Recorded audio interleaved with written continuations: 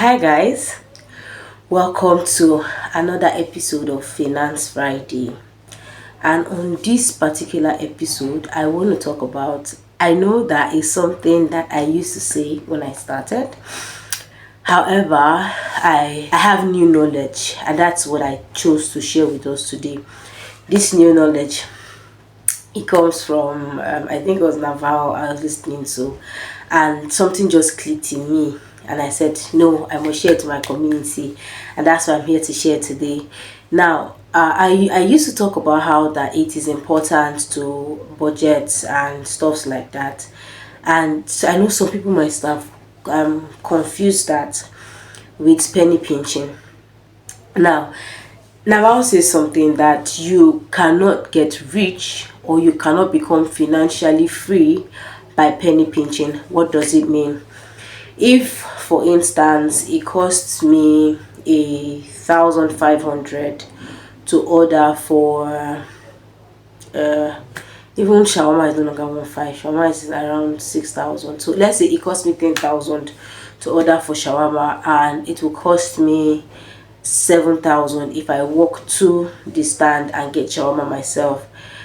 Because of 3,000 naira, I will leave every other thing I am doing and I will walk straight down to the shawarma shop and spend an average of extra 30 minutes. That's, I will lose about 1 hour 30 minutes just to get shawarma in exchange for saving 3,000 naira. That's what Navarre refers to as penny pinching. You are looking at the downside on the extra monies that you will save without considering the value of the time that will be lost if you do it the alternative way. So you will not get financially free by penny pinching, by missing your money, but you would get rich or become financially free if you place more value on the most important things.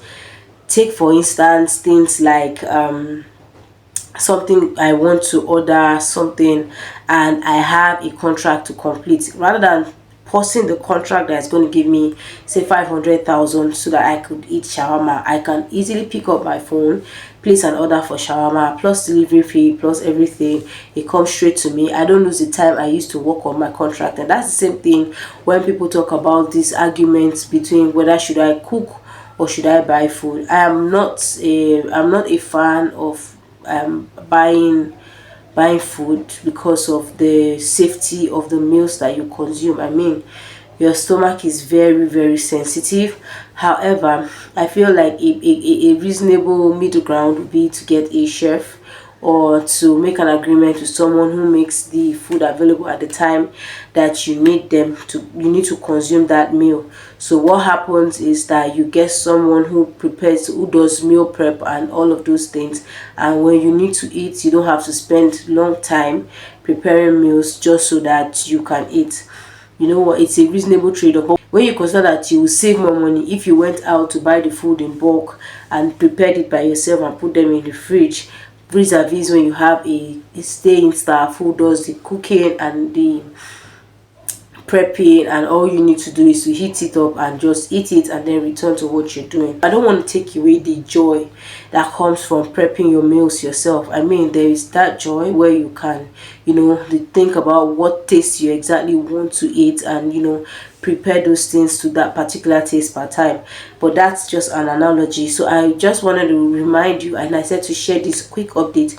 You cannot get wealthy or financially free by penny pinching. You have to place a value on your time, work to attain to that point where you are earning enough to buy back some of your time. So you are buying back your time by not walking down to the shawarma shop.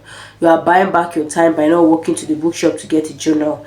You are buying back your time by not standing and haggling prices under the hot sun. You are buying back your time by not spending the hours to make food. However, you have placed more value on the things that will bring in more income so that you can use the income to buy time. I think I shared this somewhere some time ago, and I said to us that not every one of us has equal 24 hours. While some people have 24 hours in a day, that is just you trying to achieve so much.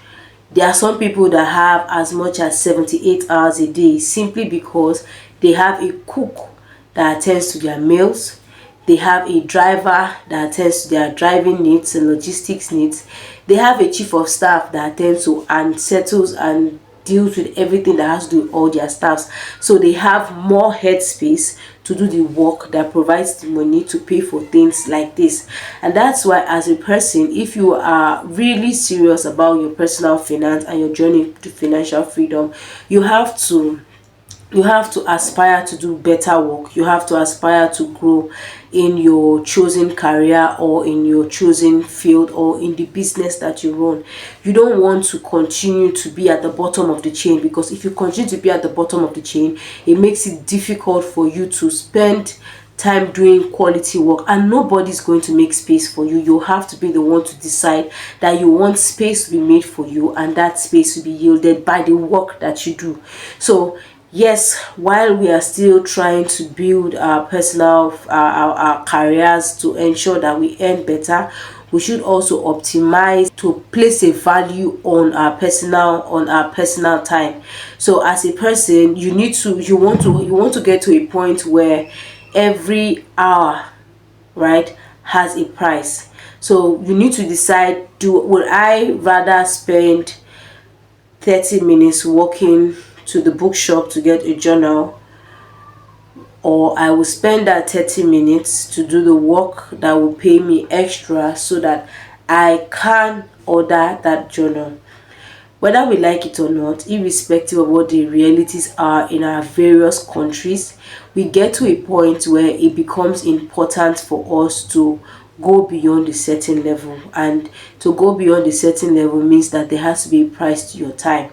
If there's a price to your time, you would properly and more efficiently delegate your time to different tasks, and then you will plan your day better.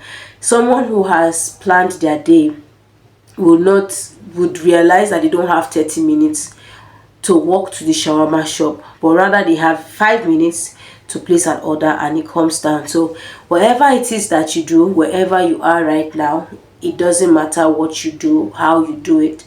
It doesn't matter what you do and where you are. What matters is the goals that you set and the steps that you take to hit those goals. Okay, so remember, the whole point of everything I have said today is that you cannot get financially free by penny pinching. You have to set value for your time, and then you have to aspire to leave the bottom of the chain, because if you continue to remain at the bottom of the chain, you will not have time for yourself. Your time will always go to the highest bidder. However, the further you move from the bottom of the chain, the more of your time you can buy back, and the more time you can devote to quality work, and the more value you can give to the world. The more value you give to the world, that's what determines how much value you receive back in financial terms. I will see you in the next. Cheers.